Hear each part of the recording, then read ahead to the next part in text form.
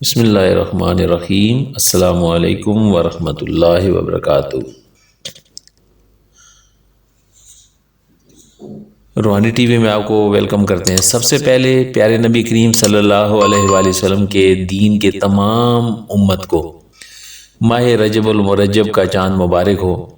بزرگان دین فرماتے ہیں کہ رجب میں 3 حروف ہوتے ہیں، را، جیم اور با۔ را سے مراد رحمت الہی اور جیم سے مراد بندے کا جرم ہے، اور با سے مراد بر یعنی احسان و بھلائی۔ اللہ رب کریم فرماتا ہے کہ میرے بندے کے جرم کو میری رحمت اور بھلائی کے درمیان کر دو، میں اس کو معاف فرما دوں گا۔ حضور نبی کریم صلی اللہ علیہ وآلہ وسلم کی سیرت مبارکہ میں عادت شریفہ یہ تھی کہ جب رجب کا چاند دیکھتے تو یہ دعا پڑھتے اور پڑھنے کی تلقین فرماتے: اللہم بارک لنا فی رجب و شعبان و بلغنا شہر رمضان۔ اے اللہ، میرے لیے رجب اور شعبان کے مہینوں میں ہم پر برکت نازل فرما اور ہمیں رمضان کے مہینے میں داخل فرما۔ رجب المرجب کے مہینے میں جو رجب کا لفظ ہے، اس کے بہت سے مطلب ہیں، اس کی بہت سی فضیلتیں ہیں۔ رجب جنت کی ایک نہر کا نام ہے جس کا پانی دودھ سے زیادہ سفید اور شہد سے زیادہ میٹھا ہے۔ رجب کے 3 نام بہت اہم ہیں، 3 نام مشہور ہیں۔ الاسب، سب سے زیادہ تیز بہاؤ۔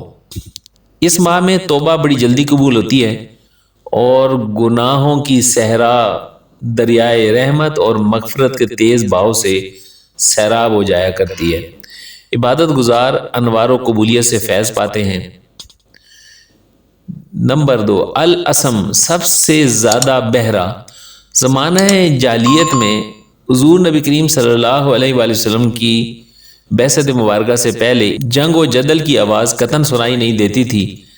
جنگ اس ماہ میں حرام تھی اور اب بھی ہے کہ جنگوں کی آواز اس میں نہیں سنائی دیتی تھی، اس لیے اس کا نام الاسم رکھا گیا کہ یہ سب سے زیادہ بہرا یعنی نہ سنائی دینے والا۔ رجب جنت کی ایک نہر کا نام بھی ہے جو اس ماہ کے روزے داروں کو نصیب ہوگی۔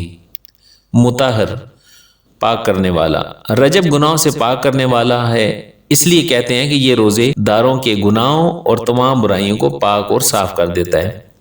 تو عزیز دوستو، رجب کے مہینے میں یہ دعا خوب پڑھنی چاہیے: اللہم بارک لنا فی رجب و شعبان و بلغنا شہر رمضان۔ صدق اللہ العظیم۔ امید ہے کہ آپ کو اس آج کی ویڈیو سے فائدہ ہوا ہوگا۔ السلام علیکم ورحمۃ اللہ وبرکاتہ۔